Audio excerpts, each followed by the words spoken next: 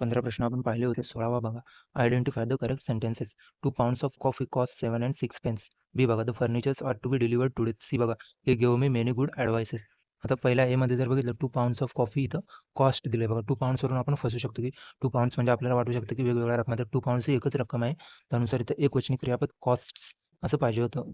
तर इथं आपल्याला फसवलं बघा. आपण पहिल्या प्रश्नातच एक ऑप्शनमध्ये बघितलेलं होतं बघा. शांती आणि Sumati go hand in hand. तिथे पण आपल्याला असं वाटत होतं की गोज पाहिजे होतं. शांती आणि सुमती हे दोन वेगवेगळे आहेत तर अनेकवचनी क्रियापद गोज असेल, पण तसं नाही. अनेकवचनी क्रियापद हे गो तिथे बरोबर होतं. पण इथे बघा आता 2 पाउंड्स ऑफ कॉफी कॉस्ट. आता इथे अनेकवचनी क्रियापद घेतले आहे, जे की चुकीचं आहे. इथं कॉस्ट असं हे एकवचनी क्रियापद हवं होतं. बघा the furnitures are to be delivered today सेकंडमध्ये. आता आपण असं फर्निचर्स असं कधी ऐकलं का? आता आपण एखाद्याच्या घरी गेलो समजा, तर आपण असं म्हणतो का त्यांना, तुमच्या घरातले फर्निचर्स खूप चांगले आहेत. तसं न म्हणता आपण म्हणतो तुमच्या घरचं फर्निचर खूप चांगलं आहे. एकवचनी ह्याच्यात बोलतो आपण आता. त्यामुळे इथं फर्निचर्स हे चुकीचं आहे. अनकाउंटेबल नाउनला येस प्रत्यय लागत नाही. आता ही give me many good advices. आता ॲडवाइसेस हे सुद्धा ॲडवाइस आणि ॲडवाइस हे दोन आहेत बघा. ॲडवाइस जो सीईवाला आहे तो नाम म्हणून वापरतात आणि ॲडवाइस जो झचा उच्चार होतो तिथं ते क्रियापद म्हणून वापरतात. आणि इथे ॲडवाइस हे अनकाउंटेबल नाऊन आहे आणि इथं मेनी पण अनकाउंटेबल नाऊनच्या आधी आपल्याला वापरता येत नाही. हे सुद्धा तुम्ही लक्षात ठेवा. यानुसार ॲडवाइसेस आणि फर्निचर्स याचे अनेक वचन होऊ शकत नाही. यावरूनही पण चुकीचं आहे. आता फर्निचर्स आणि ॲडवाइसेस यावरती भरपूर प्रश्न विचारलेले आहेत. त्यामुळे तुम्ही लक्षात ठेवा. आता नेक्स्ट बघा. तर आता इथं बघितलं तर एक पण बरोबर नाही. None of the above. आता नेक्स्ट बघा. Identify the incorrect sentences. आता पहिला बघा. A course of lectures was delivered. Silver as well as gold is use for ornaments. आता इनकरेक्ट विचारल्यामुळे बघा. आता इथे कोर्स ऑफ लेक्चर्स विषयी म्हटलेलं आहे. लेक्चर्स आता एका कोर्समध्ये अनेक लेक्चर्स आहेत. आता त्यांनी मेन आपल्याला कोर्सबद्दल म्हटलेलं आहे ना, की त्या विविध लेक्चर्सबद्दल आपल्याला इथं माहिती दिलेली आहे. त्यानुसार आपण लेक्चर्समध्ये आपण फसू शकतो बघा. तर तसं न करता अ कोर्स हे लक्षात ठेवून एकवचनी क्रियापद इथं आलं पाहिजे. हे इथं लक्षात ठेवा. आता बघा. बी ऑप्शन जो आहे silver as well as gold is use for ornaments. आता ॲज वेल ॲजचा नियम आपण मागे पण एका प्रश्नात पाहिला होता बघा, की ॲज वेल ॲजच्या आधी जे नाम येतं त्यावरून क्रियापद येतं. आता सिल्वर हे एकवचन आहे आणि इज हे सुद्धा एकवचन आहे. हे इथं लक्षात ठेवा तुम्ही. आता नेक्स्ट बघा.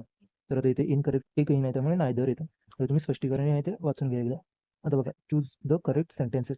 आता इथं बघा. आता मागच्या प्रश्नात इथे जर बघितलं आपण, द कॉफी कॉस्ट हे क्रियापद म्हणून आलं होतं आणि आता इथं द कॉस्ट हे मुख्य कर्ता म्हणून या प्रश्नामध्ये आलेलं आहे बघा. विधानांमध्ये आता the cost of all necessaries has गोन अप. आता इथं बघा कॉस्टचे अनेक वचन आहे आणि इथं हॅज गोन अप. आता हे सिंग्युलर क्रियापद आलेलं आहे बघा पहिल्या ऑप्शनमध्ये.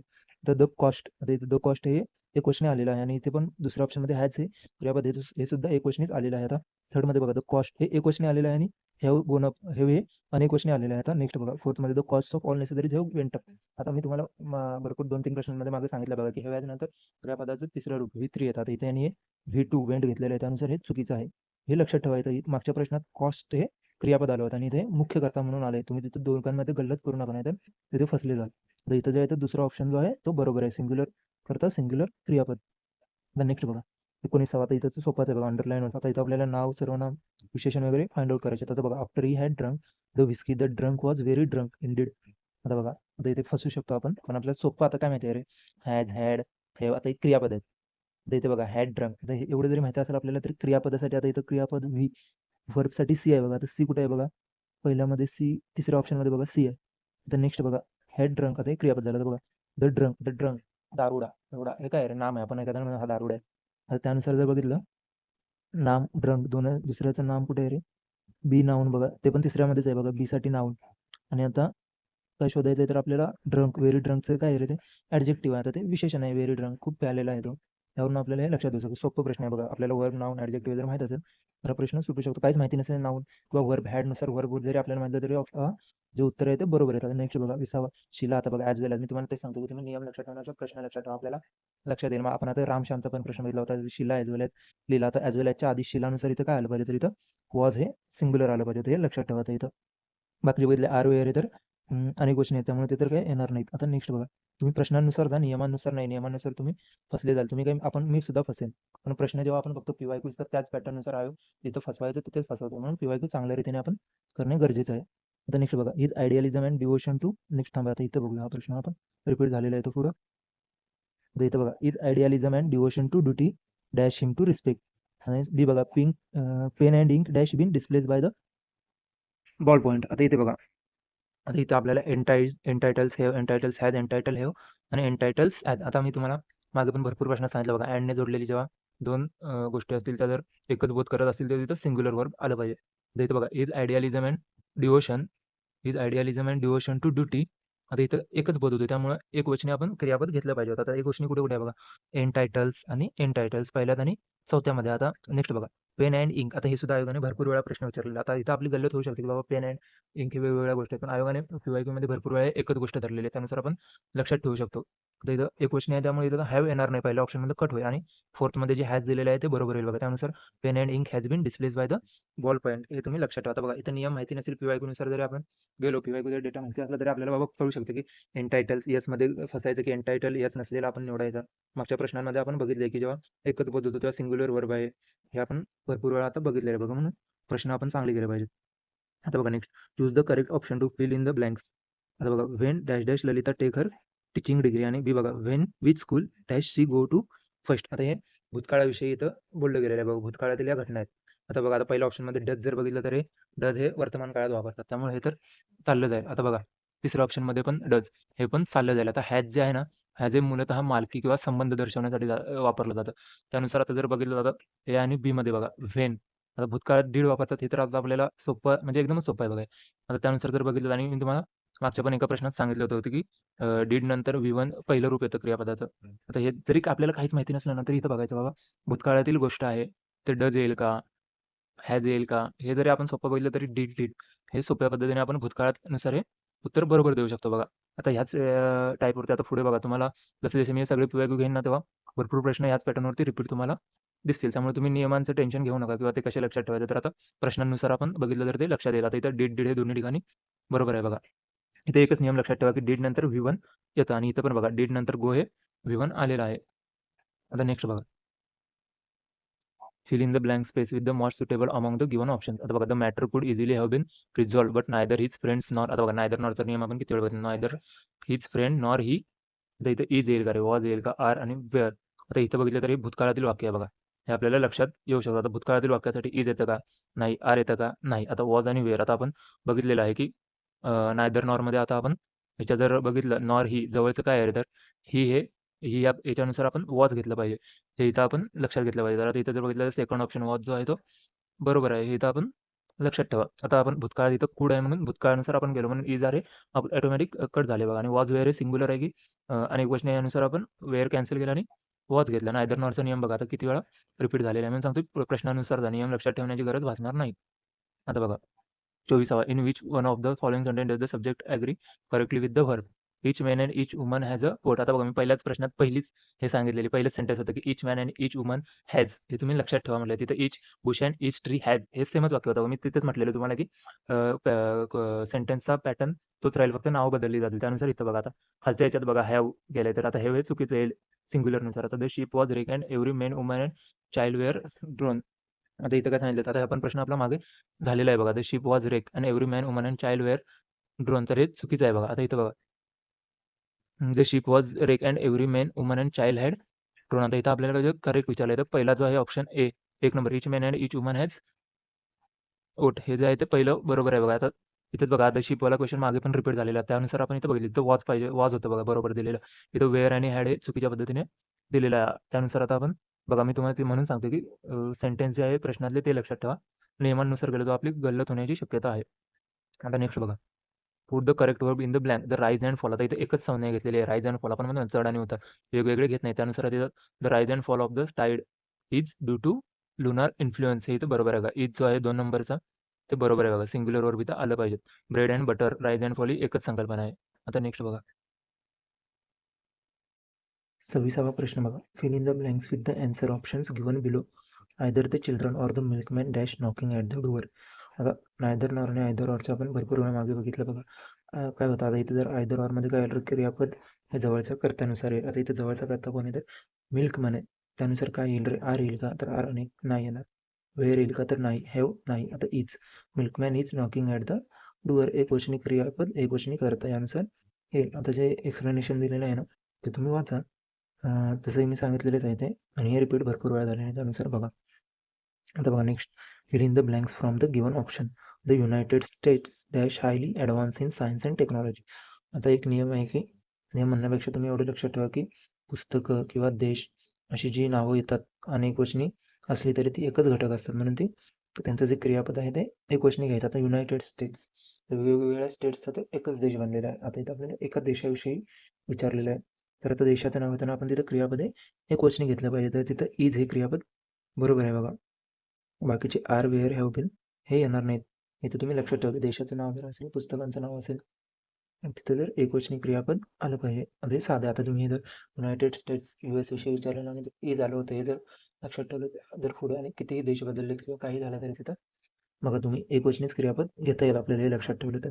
आता बघा, the host and the hostess were kind to us, bread and butter is my favourite food. आता इथं करेक्ट विचारलं. आता बघा, होस्ट अँड हॉस्टेस ह्या दोन वेगवेगळ्या व्यक्ती आहेत बघा, होस्ट अँड हॉस्टेस.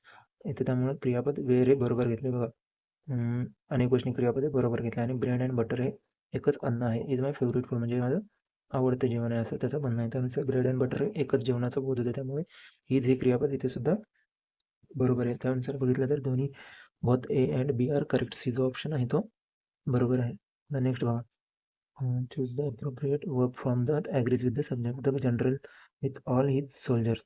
आता नियम असा आहे की विथ, अलॉंग विथ आणि टुगेदर विथ अजून असे भरपूर आहेत. त्यांच्या आधीचा पहिल्या कर्त्यानुसार जे आहे ते क्रियापद म्हणजे तुम्ही इथं फक्त एवढंच लक्षात ठेवा, विथ आलं की त्याच्या आधीचा कर्ता बघायचा. आता द जनरल, द जनरलनुसार काय येणार आहे, तर हॅज बीन इथं आलं पाहिजे, has been kill. Have been येईल का, तर हॅव बीन अनेक वचनासाठी येतं. आपण सोल्जर्स बघून फसू शकतो, पण हे लक्षात ठेवा की विथच्या आधी द जनरल, त्यांनी द जनरल विषयी म्हटलेलं आहे. द जनरल हे इथं मेन आहे, त्यानुसार तुम्ही लक्षात ठेवा. आता बघा, आर नाही येणार, वेअर पण नाही येणार, तर इथं आता तुम्ही हॅज बीन हे लक्षात ठेवा. आता इथं जर बघा, विथ, अलॉंग विथ आणि टुगेदर विथ हे जर आले तर पहिल्या कर्त्यानुसार आपल्याला जे आहे ते क्रियापद घ्यावं लागतं.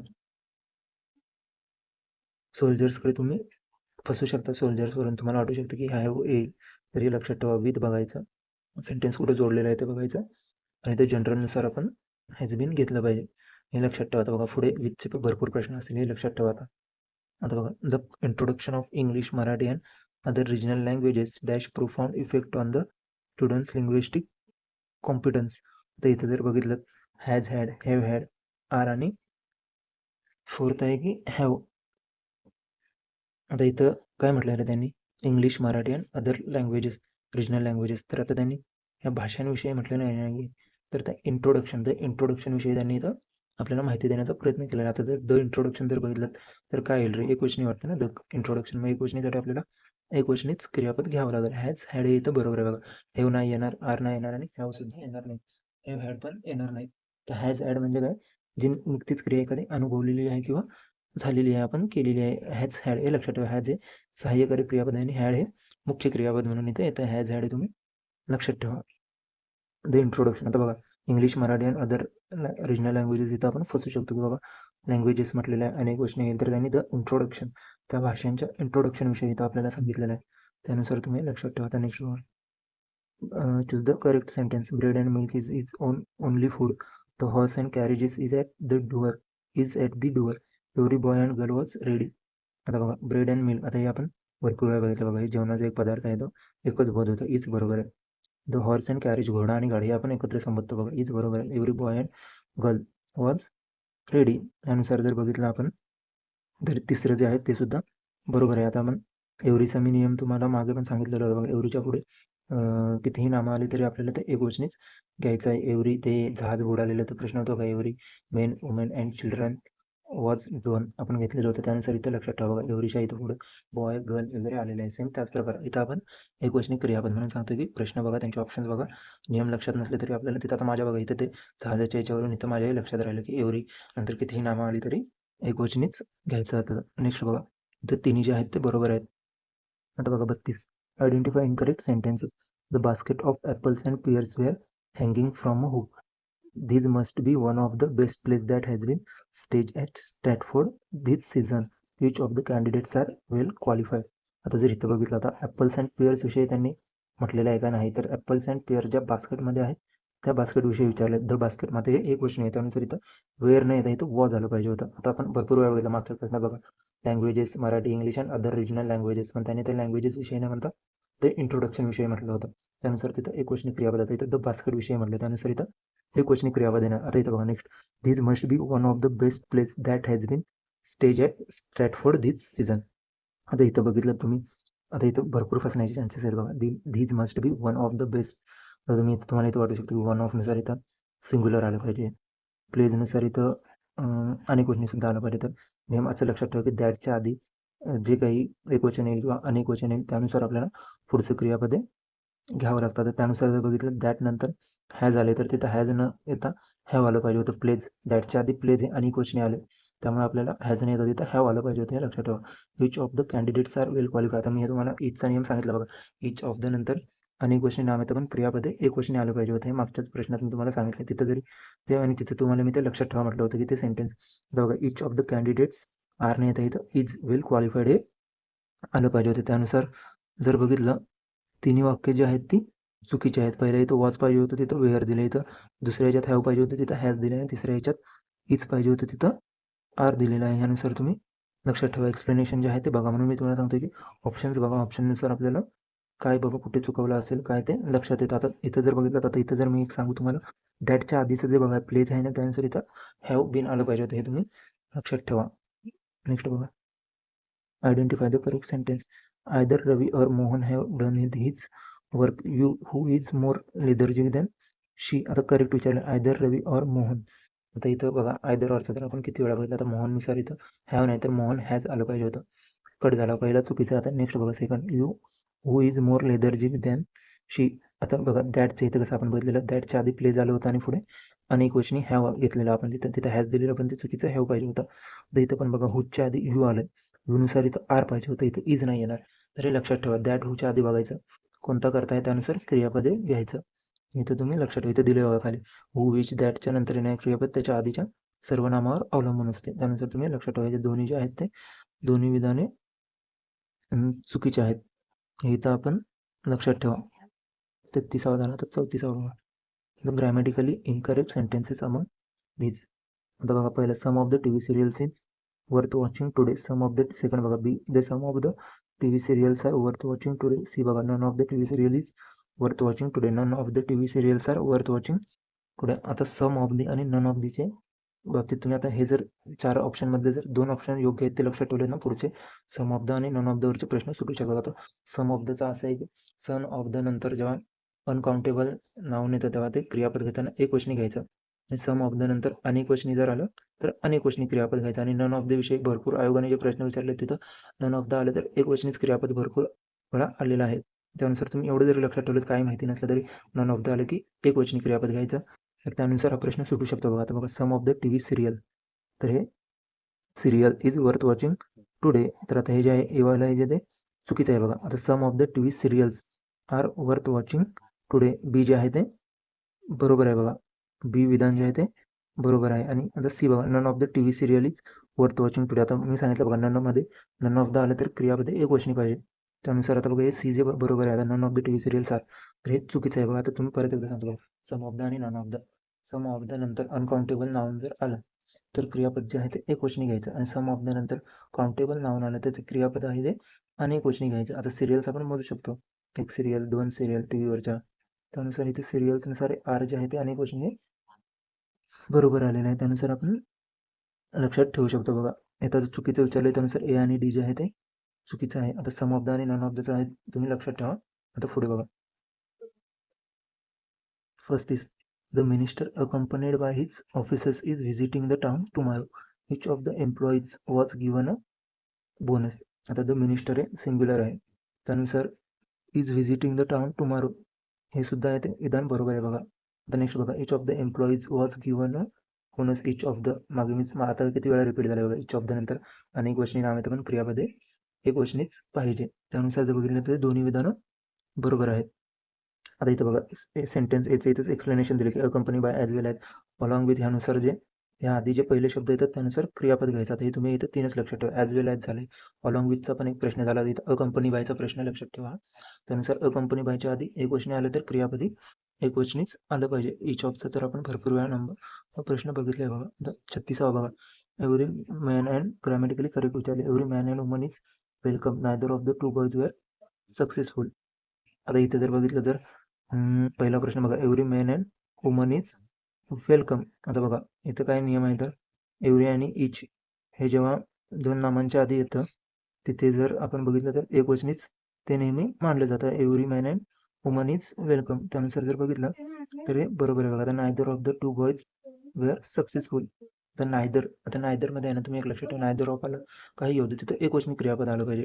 हे तुम्ही लक्षात ठेवा. नायदर ऑफ आलं, दोघांपैकी एकही नाही असं त्याचा अर्थ होतो. त्यानुसार तुम्ही बघितलं तर वेअर नाही तर इथं वॉज झालं पाहिजे. आता तुम्ही जर नकारात्मक बघितलं ना, तर तुम्हाला काही जरी आठवलं नाही तर नकारात्मक जर नायदर ऑफ नन ऑफ आलं तर तिथं एकवचनी क्रियापद घ्यायचं. एवढे तरी तुम्ही लक्षात ठेवा. आता every man and woman is welcome ह्यानुसार एव्हरीचा तुम्ही नियम लक्षात ठेवा. एव्हरी किंवा इच हे विशेषण जेव्हा येतं एखाद्या नामाच्या आधी तेव्हा ते आहे ते एकवचनीच घेतलं पाहिजे.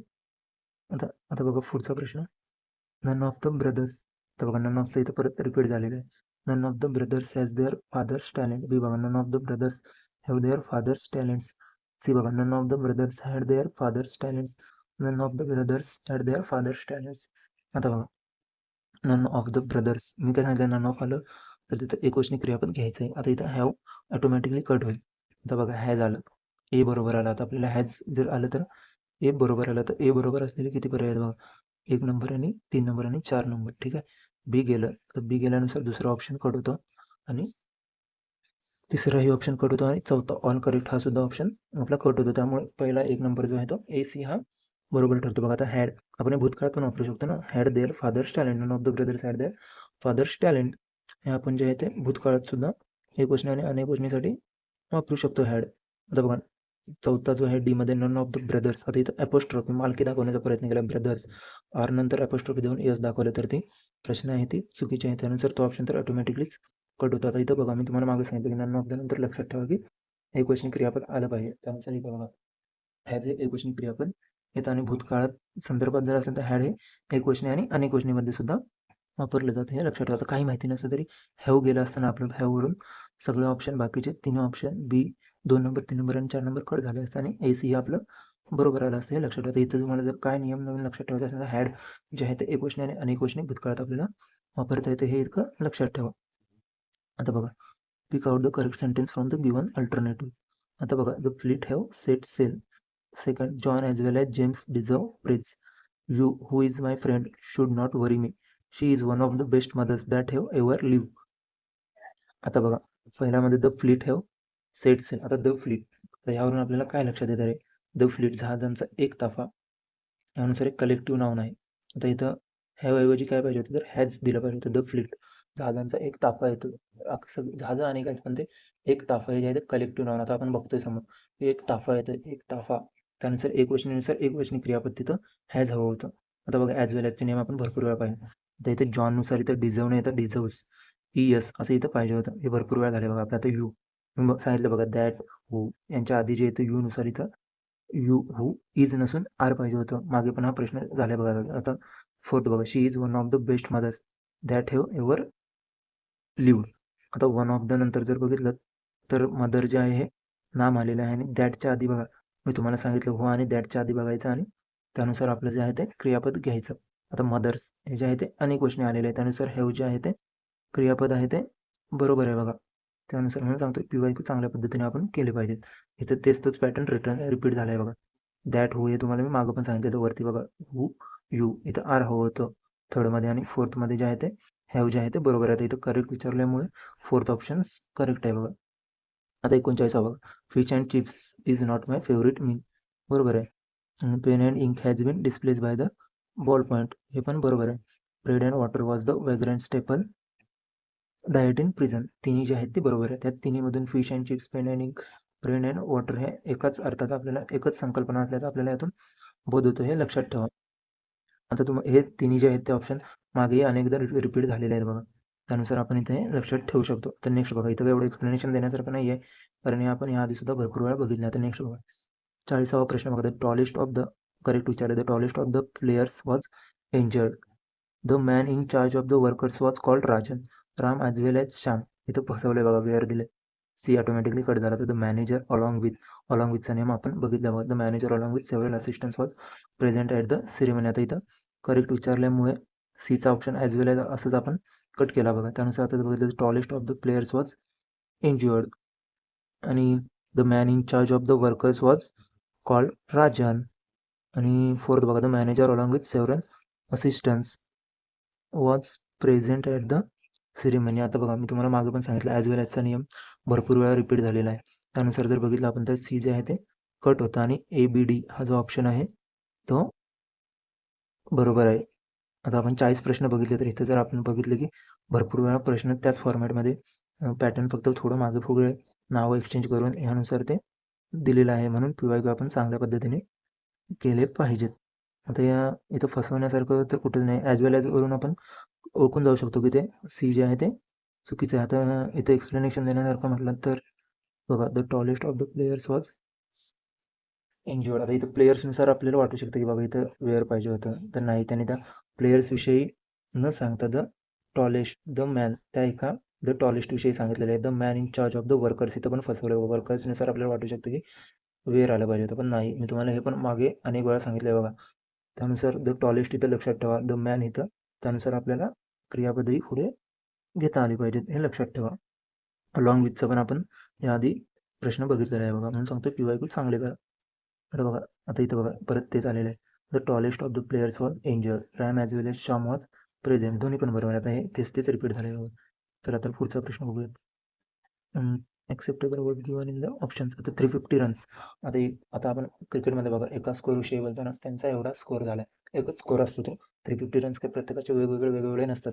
350 रन्स हा त्या टीमचा एकच स्कोराचा आपण मोजला जातो. त्यानुसार इथं बघितलं इज हे सिंग्युलर आलं पाहिजे. 350 runs is quite a decent score.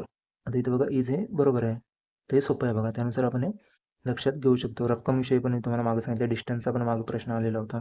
त्यानुसार हे लक्षात ठेवा. नियम लक्षात न ठेवा हे प्रश्न आपल्याला चांगल्या प्रकारे लक्षात राहतात आणि आपल्याला तिथे परीक्षेत आठवू शकते की बाबा असा प्रश्न आलेला, तिथं आपण सिंग्युलर वापरलेला. अशा प्रश्नाला तिथे अनेक वचनी क्रियापद वापरलं होतं. दॅटच्या इथं कुठं चुकवलेलं होतं, हुच्या आधी कुठं चुकवलेलं होतं, अलॉंग विथ आलं होतं तिथं कुठं चुकवलं होतं, हे आपल्याला लक्षात राहू शकतं. नेक्स्ट बघा, the long festering issue of domestic helpers who are employed by the native Arabs dash create a lot of animals among the two communities. आता द लॉंग फेस्टरिंग इश्यू म्हणजे भरपूर काळ चिघळलेला किंवा भरपूर काळ प्रलंबित असलेला एखादा असा प्रश्न आहे. आता ह्यानुसार जर आपण इथं बघितलं, आता आपल्याला तर काय म्हटलंय रे, इथं आपण दोन ठिकाणी बघा, हेल्पर्स विषयी म्हटलेलं आहे की नेटिव्ह अरब्स विषयी म्हटलेलं आहे. इथं आपल्याला जे आहे ते कन्फ्युजन होऊ शकतं.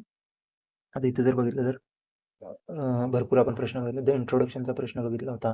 तिथे पण भरपूर सारे लँग्वेजेस देऊन पण तिथं इंट्रोडक्शन विषयी म्हणजे आता इथं त्या हेल्पर्स विषयी म्हटलेलं नाही किंवा त्या अरब्स विषयी म्हटलेलं नाही. तर इथे आपल्याला सरळ दिलं द लॉंग फेस्टरिंग इश्यू, त्या एका इश्यू विषयी म्हटलेलं आहे इथं, हे आपल्याला लक्षात आलं पाहिजे. त्यानुसार जे आहे ते बघितलं तर आर क्रिएटिंग नाही येणार, वेअर क्रिएटिंग पण नाही, क्रिएट पण हॅज क्रिएटेड हे इथं येतं बघा. हे तुम्ही लक्षात ठेवा. आता बघा इथं हुच्या आधी बघा हेल्पर्स हू घेतले आणि पुढे आर त्याच्यासाठी घेतलेलं आहे. त्यानुसार हुचा इथं नियम आपला एक बरोबर येतं बघा. इथं जर आपल्याला चुकवलं असतं तर इथं आपण लक्ष दिलं असतं. त्यानुसार इथं the long festering इश्यूनुसार has created जे आहे ते एकवचनी क्रियापद मुख्य करता द लॉंग फेस्टरिंग इश्यू आहे. बाकीचं जे मधलं वाक्य ते उगाच असंच दिलेलं आहे, हे तुम्ही लक्षात ठेवा. त्यामुळे the long festering issue singular, क्रियापद हॅज क्रिएटेड सिंग्युलर. नेक्स्ट बघा, question number 44. Either of the two were suppose to be present in the office. आता आयदरचा आपण भरपूर वेळा प्रश्न आहे तो बघितलेला आहे बघा. आयदर ऑफ द टू, दोघांपैकी एक कोणतरी. आयदरच्या नियमात आपण बघितलेलं आहे की आयदर हे, आयदर ऑफ हे नेहमी एकवचनीच असतं. हे मागं पण एक प्रश्न झालेला आहे बघा. त्यानुसार जर बघितलं तर वेअर येतं तिथं वा झालं पाहिजे होतं. आता नेक्स्ट 45 बघा. इथं हे तुम्ही लक्षात ठेवा, आयदर ऑफ द टू नुसार आपल्याला तिथं दोन म्हटलं की आपण वेअरकडे लगेच हा बरोबर आहे, तसं न करता आयदरच्या नियमामध्ये एकवचनी क्रियापद येतं, हे लक्षात ठेवा. आता बघा 45, चूज द इनकरेक्ट सेंटेन्स. आता डीड नंतर आपण मागच्या एका प्रश्नात बघितलेलं होतं बघा, डीड नंतर V1 आलं पाहिजे. आता त्यानुसार बघा म्हणून सांगतो की PYQ चांगले करा. वी डिड बिलीव्ह इट बरोबर आहे. We did not believe it बरोबर आहे. We did not believe it, आता हे चुकीचं दिलं आहे बघा. इथे V1चं रूप नाही, V2चं रूप आहे. अनुसार आहे कॅन्सल. वी बिलीव्ह इट हे बरोबर आहे बघा. आता बघितलं तर एक्सप्लेनेशन हे एवढेच इथं लक्षात ठेवा की डीड नंतर V1 आलं पाहिजे. त्यानुसार जर बघितलं तर तिसऱ्या ऑप्शनमध्ये V1 न देता V2 दिलेलं आहे, त्यानुसार हे चुकीचं आहे, हे इथं लक्षात ठेवा. नेक्स्ट बघा, इथं बघा हे महत्त्वाचे नियमाने सांगितलेलं आहे. First subject rule, singular rule, conceptual unity, collective आणि एक्सेप्शन. हे इथं न बघता तुम्ही, मी तर सांगतो नियम न बघता प्रश्नानुसारच आपण केलं पाहिजे. 46 बघा, I dash on Thursday but on Thursday I had terrible cold. So 6 नंबरचा क्वेश्चन बघा, choose the correct alternative. I dash on Thursday but on Thursday I had a terrible cold so decided to wait till Saturday. आता इथं बघा पहिलं option आहे am to leave, would leave, was to leave आणि was to have leave. आता am to leave आहे ते भविष्यकाळासाठी वापरलं जातं. वूड लिव्ह आहे ते भूतकाळातील एखादी सवय किंवा हायपोथेटिकल कंडिशन असेल तिथं वापरतात. आता आपल्या इथं कन्फ्युजन होऊ शकतो वॉज टू लिव्ह आणि वॉज टू हॅव लिव्ह. आता वॉज टू लिव्ह कधी वापरतात? भूतकाळातली एखाद्या कृतीबद्दल माहिती द्यायची असेल तर ती कृती घडली किंवा नाही घडली, नियोजित कृती होती याबद्दल आपल्याला माहिती मिळत नाही वॉज टू लिव्हपासून. वॉज टू हॅव लिव्हड भविष्यातील एखादी कृती जी की अपूर्ण राहिली. आता इथे जर बघितलं तर त्याला गुरुवारी निघायचं होतं पण त्याला कोल्ड असल्यामुळे तो शनिवारी जायचं त्याने ठरवलं, असं इथं अर्थ होता. तर तुम्ही इथं वॉज टू लिव्ह आणि वॉज टू हॅव लिव्हडमध्ये इतकंच लक्षात ठेवा की वॉज टू हॅव लिव्हड हे भूतकाळातील एखादी कृती जी अपूर्ण राहिलेली आहे त्यासाठी दर्शवतात. इथे आता 3 नंबर आणि 4 नंबरमध्ये वॉज टू लिव्ह आणि वॉज टू हॅव लिव्हडमध्ये आपल्याला कन्फ्युजन होऊ शकतं. तर हे तुम्ही 2 जे आहेत ना वॉज टू लिव्ह आणि वॉज टू हॅव लिव्हड हे लक्षात ठेवा तुम्ही. कृती घडली की नाही हे वॉज टू लिव्हमध्ये माहिती पडत नाही आणि वॉज टू हॅव लिव्हडमध्ये कृती घडलेली नाही हे आपल्याला यातून कळतं. त्यामुळे 4था नंबरचा आहे तो बरोबर आहे. आता नेक्स्ट बघा.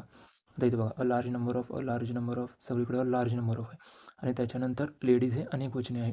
आता अ लार्ज नंबर ऑफ आणि अ नंबर ऑफचा असं आहे की त्यानंतर अनेकवचनी नाम येतं आणि क्रियापदसुद्धा हे आपल्याला अनेकवचनीच घ्यावं लागते हे इथं लक्षात ठेवा. त्यानुसार जर बघितलं तर पहिल्यामध्ये हॅज आहे त्यामुळे ते कॅन्सल होईल आणि लेडीज हॅव दुसऱ्यामध्ये जे आहे बघा लेडीज हॅव बिकम ऑफिसर्स तर ते बरोबर आहे. आता आर बिकम आता आरमध्ये कसं आहे की तिथं आरमध्ये V1 जे आहे ते टू बीच्या रूपानंतर येत नाही त्यानुसार ते बिकम हे चुकीचं आहे. वेअर बिकम म्हणजे भूतकाळातील कृती नाही तरी वर्तमानातील जे आहे ते ऑफिसर्स झालेले आहे ते आपल्याला सांगायचे. त्यानुसार large number of ladies have become officers हे जे आहे ते बरोबर आहे. ते तुम्ही लक्षात ठेवा की अ लार्ज नंबर ऑफ नंतर अनेक वचन नाम आणि अनेक वचन क्रियापद येतं हे इतकंच लक्षात ठेवा. तुम्ही हे वाक्य जरी लक्षात ठेवलं ना a large number of ladies have become officers, a large number of ladies have इतकं जरी लक्षात ठेवलं तरी आपल्याला नेक्स्ट प्रश्नासाठी त्याचा पुढच्या प्रश्नांसाठी फायदा होईल हे लक्षात ठेवा.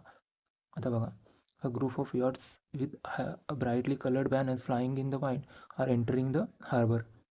आता इथे त्यांनी विविध वेगवेगळ्या बोटींसाठी न म्हणता यॉट्ससाठी न म्हणता त्यांनी त्या बोटींच्या एका ग्रुपसाठी ताफ्यासाठी म्हटलेलं आहे बघा इथं अ ग्रुप. त्यानुसार जर बघितलं इथं आर न येता इज एंटरिंग द हार्बर हे इथं बरोबर येईल. त्यानुसार सी जे आहे ते बरोबर आहे बघा इथं लक्षात ठेवा. तर आपण मागे पण बघितलं बघा the introduction of Marathi English language वेगवेगळे होते पुढे पण ते द इंट्रोडक्शन या एकवचनीसाठी तिथं वापरलं होतं. तर इथं पण अ ग्रुप यासाठी इथं इज येणार. तर नेक्स्ट बघा 3 प्रायमरी ऑक्झिलरीज आर. आता इथं प्रायमरी काय ते to be, to have, to do. आता जे कॅन मे वगैरे आहेत ते मॉडल ऑक्झिलरीज आहेत आणि ऑट नॉट असं काय नाही. आउट जे आहे ते फक्त मधलं आहे बघा ते एक मॉडल ऑक्झिलरी आहे. आता नेक्स्ट बघा हे लक्षात ठेवा हे तुम्हाला पुढच्या वाक्यामध्ये मी हे मॉडल ऑक्झिलरीचं सांगतो सगळं. आता नेक्स्ट बघा द कल्प्रिट्स व्हेरी डेंजरस. आता इथे काय आहे वॉज, वेअर, आर आणि बीन. आता इथे जर बघितलं आपण वॉज आता हे वॉज इथं तर कल्प्रिटचे आहे ते अनेक क्वेश्चन आहे त्यामुळे वॉज सिंग्युलर येणार नाही आणि आता ही भूतकाळी कृती आहे बघा त्यामुळे आर पण येणार नाही आणि बीन हे परफेक्टमध्ये येतं त्यामुळे ते पण येणार नाही. यानुसार जर बघितलं तर द कल्प्रिट्स व्हेरी डेंजरस इथं वेअर जे आहे ते क्रियापद बरोबर येईल सिम्पल पास्टसाठी. आपल्याला इथं सिम्पल पास्ट विचारलं त्यामुळे बीन जाईल आणि वेअर इथे बरोबर आहे बघा. वॉज पण येणार नाही अनेक क्वेश्चनसाठी त्यानुसार हे लक्षात ठेवा. आता नेक्स्ट बघा आता इथं बघा 51वा आता आपण नन ऑफचा मागे एक प्रश्न बघितला बघा तिथे मी काय सांगितलं नन ऑफ आलं की एकवचनी क्रियापद घ्यायचं म्हणून सांगतो की तुम्ही लक्षात ठेवा सेंटेन्सनुसार नक्की नियम पाठ करा. आता नियम मला हे पाठ आहेत किंवा नाही आहेत पण प्रश्न बघितला की आपल्याला ते आलं पाहिजे उत्तर त्यानुसार. आता बघा except for her eyes none of her feature is remarkable तरी बरोबर आहे बघा इज. आता खाली जर बघितलं आर चुकीचं आहे वॉज बरोबर आहे बघा. वेअर परत चुकीचं आहे. आता तुम्हाला वॉजमध्ये कन्फ्युजन होईल की बाबा भूतकाळातलं आहे की वर्तमान काळातलं आहे त्यानुसार समजा वॉजचं जरी माहिती नसतं आणि इज आहे आपल्याला माहिती असतं ना आणि बाकीचं आर अनेक वचने आणि वेअर अनेक वचने येत नाही. एनुसार जर बघितलं तर सी फक्त एक जो आहे बघा एक नंबर ऑप्शन ते बरोबर आला तर नन ऑफचा आहे तुम्ही लक्षात ठेवा. हे मागं पण एक प्रश्न नन ऑफचा रिपीट झालेला.